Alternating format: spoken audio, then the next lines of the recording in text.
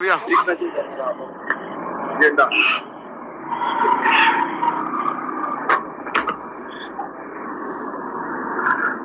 जय महाराष्ट्र, जय जवान, जय किसान।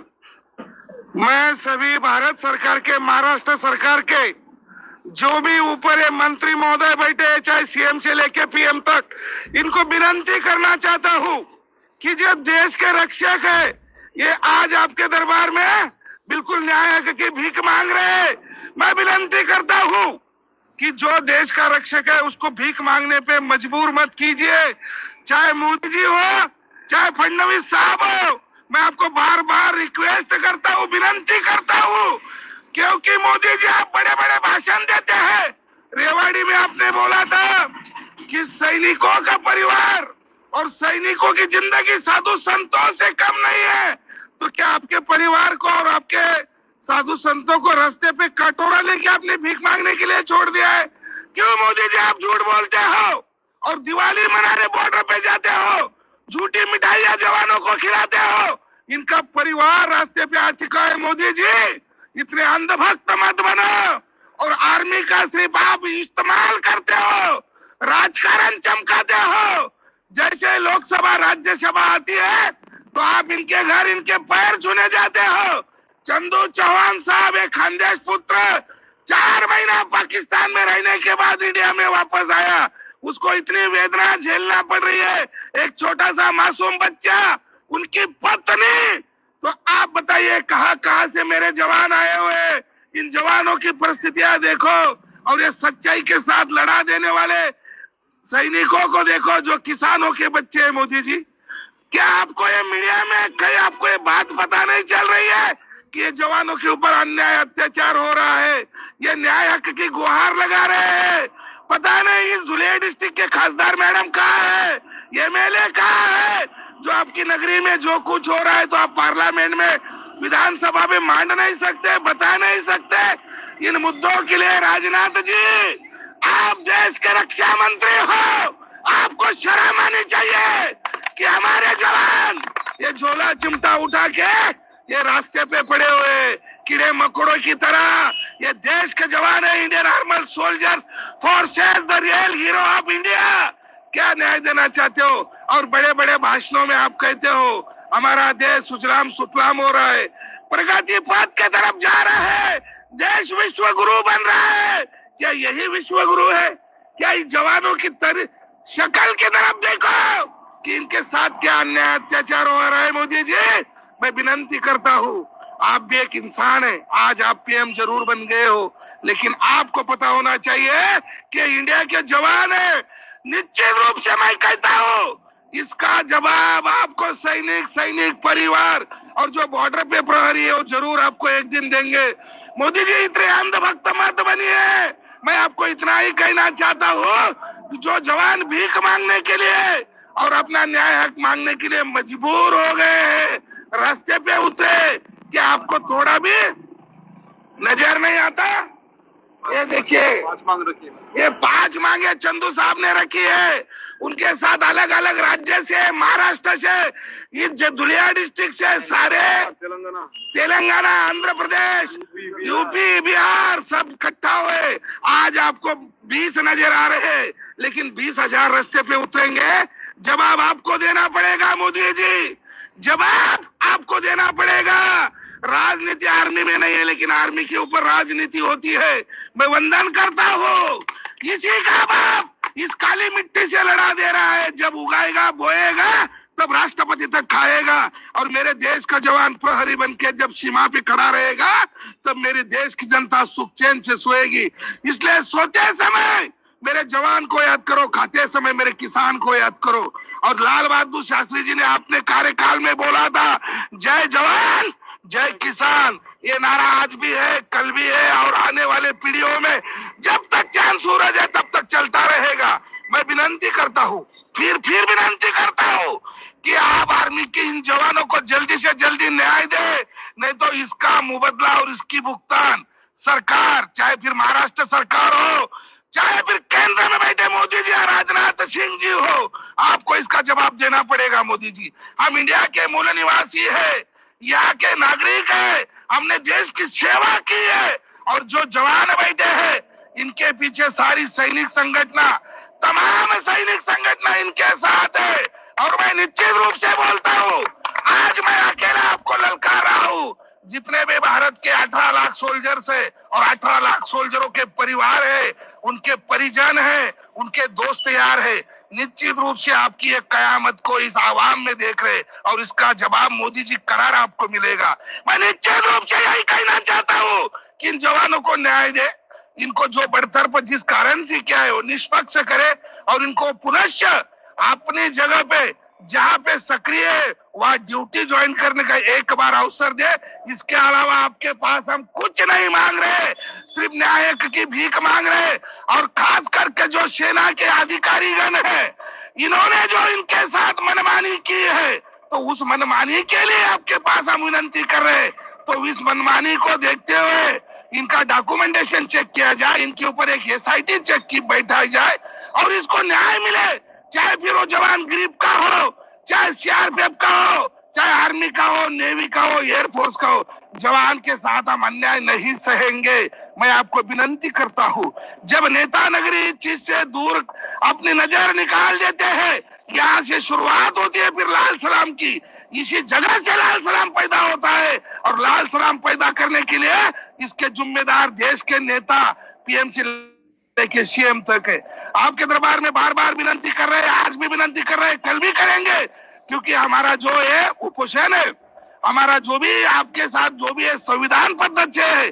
क्योंकि फौजी और सैनिक एक डिसिप्लिनबद्ध व्यक्ति होता है, उसको ट्रेनिंग के दौरान 9 महीने में सिर्फ शिस्तता और सभ्यता और नेतृत्व, कर्तृत्व, दातृत्व या इसका सब त्रिवेणी संगम सिखाया जाता है। तो मोदी जी, मैं खास करके आपका नाम लेके बोल रहा हूँ। आप बड़े बड़े भाषण देते हो, भाषणों में कहते हैं कि सैनिक मेरा परिवार है, इनकी जिंदगी साधु संतों से कम नहीं है। तो क्या यही आपने इनको रास्ते पे छोड़ दिया भीख मांगने के लिए? कहाँ से आए हो सर आप? मैं नांदेड़ से आया हूँ सर। अच्छा, गरीब से हो? गरीब से। आप? मैं अकोला डिस्ट्रिक्ट तेलारा से। जोर से बोलो, जोर से बोलो, दिल्ली तक आवाज जानी चाहिए। इनको बोलने दो। तो ये सारी चीजें भाई आए हुए कहीं नांदेड़ से, अकोला डिस्ट्रिक्ट से, बिहार से, यूपी से, सैनिकों को अगर वर्दी पहन के रास्ते में न्याय मांगना पड़ रहा है तो निश्चित रूप से सरकार को ये चीज का बिल्कुल शर्म करनी चाहिए। तो बिल्कुल शर्म करने के बाद सरकार को ये पता चले कि ये देश के जवान जो देशभक्त जिन्होंने 9 महीना ट्रेनिंग की, एक परिवार और गरीब परिवार और नॉर्मल परिवार में जन्म लिया और उन्होंने कसम खाई थी, मैं हवा के रास्ते, पानी के रास्ते, जल के रास्ते जाऊंगा, अपनी जान की परवाह न करते हुए भारत माता का और इस तिरंगे के लिए मेरी जान बुछार करने पड़े, आगे पीछे न देखते हुए मेरी जान की बाजी लगा दूंगा। तो उनको आपने भीख मांगने के लिए मजबूर कर दिया है। और मोदी जी, देवेंद्र जी, आपके पास इतना टाइम नहीं है कि आप इन अधिकारी को पूछे कि क्या चंदू चौहान साहब की गलती क्या थी, हरिंदर सिंह की गलती क्या थी, इनकी गलती क्या थी? क्या नाम? सोन कामले। मैं शांति सेना भी श्रीलंका में PM किया हूँ। देश के PM राजीव गांधी जी थे, जहाँ पे शांति सेना के लिए जो जवान भारत से विदेश जाके अपनी यात्रा करके आए, लड़ाई लड़ाए, 10 साल की सर्विस किया हूँ सर। देखिए, कहाँ से बिलोंग करते सर आप? सर मैं महाराष्ट्र नंदुरबार जिले से आया हूँ। नंदुरबार डिस्ट्रिक्ट हमारा एक अच्छा और आदर्श डिस्ट्रिक्ट। इस जवान के साथ जो अन्याय हुआ है कदापि ये बर्दाश्त नहीं होगा, ये आपको लास्ट वार्निंग है। तो बाबा बताइए, 14 साल BSF, कहाँ के रहने वाले? जलगांव डिस्ट्रिक्ट। आप? धुलिया डिस्ट्रिक्ट। 13 साल। ये देखिए, सभी की तरफ कैमरा घुमाओ। आज ये 5वां दिन है अनशन का। अगर इसमें से कोई सैनिक के साथ कुछ हो गया तो निश्चित रूप से मोदी जी और देवेंद्र जी, मैं आपको कहना चाहता हूँ, सारे सैनिक, उनका परिवार, एक सर्विसमैन, ड्यूटी के जवान बिल्कुल रास्ते पे उतरेंगे अगर इनकी प्रकृति से कुछ खिलवाड़ होता है। वीडियो देखेंगे तो उनकी माल निश्चित रूप से आपकी वजह से डाउन होगी। जो मेरा देश का प्रहरी और मेरा देश का जवान जो देश की रक्षा कर रहा है, उनकी मुराल डाउन होगी, क्योंकि हमारे सैनिकों के साथ न्याय नहीं, अन्याय हो रहा है। ये अन्याय देखिए, जो जवान देश की रक्षा कर रहे थे तो उनको रास्ते में ला दिया है। इसके जिम्मेदार अगर सेना के अधिकारी है तो उससे डबल जिम्मेदार नेता नगरी है। नेता नगरी ने इसका जल्दी से जल्दी पता करके इनको न्याय मिले, यही हम आपके दरबार में कहना चाहते हैं बार बार पुनश्च। बाकी थोड़ी देर में और हमारा सैनिकों का काफिला यहाँ पे पहुंच रहा है, फिर आपको बताएंगे मोदी जी कि हमारे साथ शोषण क्यों किया जा रहा है, हमारे साथ शोषण व्यवहार क्यों किया जा रहा है। जो चंदू चौहान साहब इस मुहिम को लेके चल रहे, हम लास्ट मंजिल तक पीछे नहीं हटेंगे। और एच.के. यादव, हरेंद्र यादव जी इसको जो मुहिम को चला रहे, सिग्नल से बरतरफ किया गया है, उनको चीफ ऑफ आर्मी स्टाफ ने साइटेशन दिया है और उसी जवान को आपने निकाल जाए। वहां मेरी भारत सरकार और मेरे भारत के पीएम साहब और मिठाई खिलाने दिवाली के वक्त आप बॉर्डर पे जाते हो, वो बंद करे। सैनिकों के प्रति झूठा नाटक मत बताए, यही हम आपको कहना चाहते, बार बार विनंती कहते। बोलो भारत माता की जय जवान वंदे मातरम। इनकलाब जिंदाबाद, इनकलाब जिंदाबाद, इनकलाब जिंदाबाद। आप देख रहे हैं आबा साहब गरुड़ जी त्रिदल सेना के संगठन के वो एक सर्विसमैन रिटायर है। हम इस वीडियो के माध्यम से यही बताएंगे, हम किसी सरकार को विरोध नहीं, हमें न्याय चाहते हैं। हम न्याय चाहते हैं आपसे। आज मैं वही सैनिक हूँ जो मुझे सरकार ने लाया था, पर आज मैं अपने देश में न्याय के लिए भीख मांग रहा हूँ। आप लोगों को इस वीडियो के माध्यम से ये भी बताऊंगा, हमारे देश में लाख से ऊपर जवान है जिनके पेट पे लात मारी है। जिस तरह मैंने ये कई दिन से मैं चिल्ला रहा हूं अकेला, पर अभी ये आपके सामने लाइव दिख रहा है कि कई लोग मेरे साथ आ गए। कोई यूपी से आ रहा है, कोई बिहार से आ रहा है, कोई कहां से आ रहा है, और यहाँ पे हर जिले से आ रहे। हाँ, बस आपको ही मैंने बताया था कि ऐसे कई जवान है जिनको सेना से बर्खास्त किया गया है। उसका आंकड़ा सरकार बता नहीं रही, पर आज अनशन करने जा रहा हूँ। 5 दिन से हम लगातार, मेरे साथ देख रहे होगे, क्या नाम सर आपका?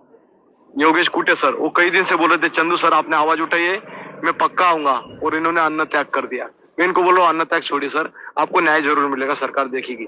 पर सरकार अभी तक कुछ नहीं देख रही है। इसलिए अभी यहाँ पे जय जवान जय किसान का नारा लगता था, और जो जय जवान किसान का नारा लगता था उसमें जो किसान होता है वो देश का राजा होता है, वही देश को संभालता है, और जवान होता है वो देश को सुरक्षा करता है।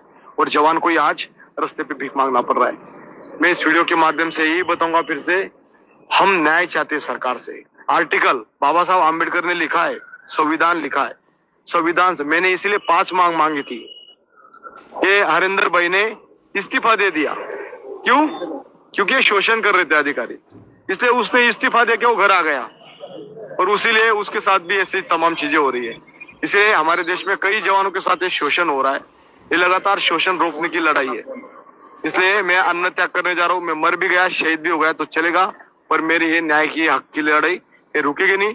महाराष्ट्र में मैंने जो जिले के नंबर से कांटेक्ट किया है, मेरे पास इतना डाटा है कि मैंने रखा है, ये कई दिन से मैंने रखा है। जो मैं कई दिन से बोल रहा था ये ऑटोमेटिकली आ रहे, कोई ग्रिप से आ रहा है, कोई कहां से आ रहा है।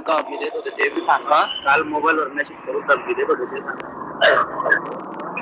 ये कोई लोग विरोधी भी हो सकते हैं, कोई इसको दबाने की कोशिश करेंगे। कोई एक सर्विसमैन के नाम से लेके मुझे बता रहा है, तो अलग अलग, मुझे उससे कोई चीज नहीं है। पर अगर मैं गलत नहीं हूं तो मैं रुकूंगा नहीं, और गलत हुआ तो मुझे फांसी लगा देना खुलेआम।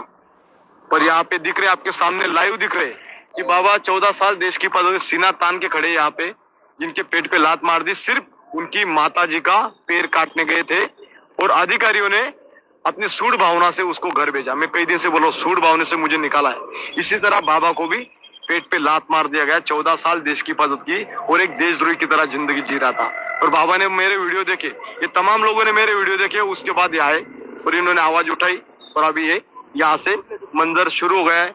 इस वीडियो को ज्यादा से ज्यादा शेयर करना। जय हिंद, वंदे मातरम। चार्जिंग कम है।